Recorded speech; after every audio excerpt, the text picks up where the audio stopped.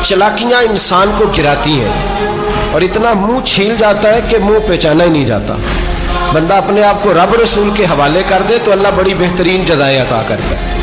ये लोग तेजी दिखाते हैं बाज, तो यजीद भी तेजी दिखाने वाला था। उसने वलीद को खत लिखा, कहने लगा कि फौरी तौर पे अब्दुल्ला इब्न अब्बास को बुलाओ और उससे कहो मेरी बैत करें। ये जो बैत होती थी ना, ये भी सुन ले क्या होती थी। ये बैत हलफ होता था, हलफ कि मैं अल्लाह रसूल के नाम पे हलफ देता हूँ कि मैं यजीद की इताअत करूँगा, मैं उसके खिलाफ कोई बगावत नहीं करूँगा। कोई ये बैत लोग समझते हैं कि बस हाथ पकड़ने का नाम बैत था। उस बैत का मुतबादल जमहूरी मुल्कों के अंदर वोट आया है, उसका मुतबादल लफ्ज। तो कहा बैत करें, हजरत अब्दुल्ला इब्न अब्बास को भी बुलाओ, अब्दुल्ला बिन जुबैर को भी बुलाओ, इमाम हुसैन को भी बुलाओ। इमाम हुसैन आधी रात के वक्त बैठे थे मस्जिद नबी में, चूँकि पांचों नमाजों की आप इमामत करते।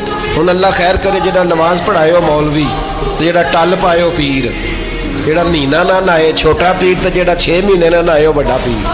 कहते बाबा पहुंचे हैं, कड़े छड़े जो पहन लिए। भाई इमाम हुसैन तो नमाजें पढ़ाते थे, मौला अली तो नमाजें पढ़ाते थे, मस्जिद के खतीब थे। अब इसको तो मौलवी कह दिया जाता है बेचारे को। तो मलंग कौन होता है जी? कहते जेड़ा कपड़े घट पाए। क्या तमाशा है, कौम जिधर दिल करता है निकल जाती है। इमाम हुसैन नमाज पढ़ा के शाह की बैठे थे जनाब अब्दुल्ला बिन जुबैर। अब्दुल्ला बिन जुबैर कौन थे? ये नबी पाक सल्लल्लाहु अलैहि वसल्लम के पोते थे और जनाब सिद्दीक अकबर के नवासे थे, हजरत अब्दुल्ला बिन जुबैर। और जनाब जुबैर बिन अवाम अशरा मुबशरा से अभी हैं, उनके बेटे थे। बहुत जीरक आदमी थे, ये भी इमाम हुसैन के पास बैठे।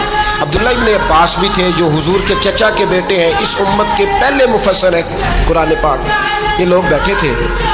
तो वलीद ने एक बंदा भेजा, उसने आके कहा जनाब आपको गवर्नर साहब ने बुलाया है।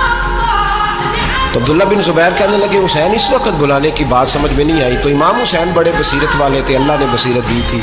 कहने लगे अब्दुल्ला आपको समझ नहीं आई, मुझे समझ आ गई है, अमीर माविया विसार कर गए और ये हमें जो बुलाया गया है ना, ये यजीद की बैत के लिए बुलाया गया है। तो कहा फिर आप आधी रात को ना जाएं, आपके लिए खतरा होगा। तो इमाम हुसैन फरमाने लगे खतरा हुसैन को नहीं होता, हुसैन को खतरा नहीं। कहा फिर भी आप मेहरबानी करें, ज़रा एहतियात से जाएं। तो जनाब अब्दुल्ला इब्न जुबैर ने, अब्दुल्ला इब्न अब्बास ने 14 बंदे नेज़े दे के, तलवारें दे के इमाम हुसैन के साथ भेजे और कहा कि इमाम हुसैन अगर उसने कोई गलत मलत बात की ना, ज़बरदस्ती बैत करने का कहा, तो आप बस कोई एक बात ऊंची आवाज़ में कर देना, ये सिपाही पीछे आ जाएंगे। इमाम हुसैन उन 14 बंदों को लेके गवर्नर हाउस पहुंच गए। जब आप वहाँ पहुँचे, उसने बताया, उसने कहा जी हज़रत अमीर माविया इंतकाल कर गए और आपने यजीद की बैत करनी है। तो इमाम हुसैन फरमाने लगे मैं छुप के बैत नहीं करूँगा, मजमा लगाओ, जुमे वाले दिन ऐलान करो, जो तरीका है हज़रत अबू बकर सिद्दीक का, जो तरीका है हज़रत उमर फारूक का, जो अंदाज हज़रत उस्मान गनी का है, जो मौला अली का है, सरेआम ऐलान करो। अगर सारी दुनिया यजीद की बैत करेगी तो मैं भी तैयार हूँ। तुम मुझसे बैत लेके फिर लोगों को बताना चाहते हो कि हुसैन बैत हो कर रहे हैं, तो तुम क्यों नहीं कर रहे? मैं आम आदमी नहीं हूँ, लिहाजा छुप के बैत नहीं करता। जब ये बात की ना तो वलीद बड़ा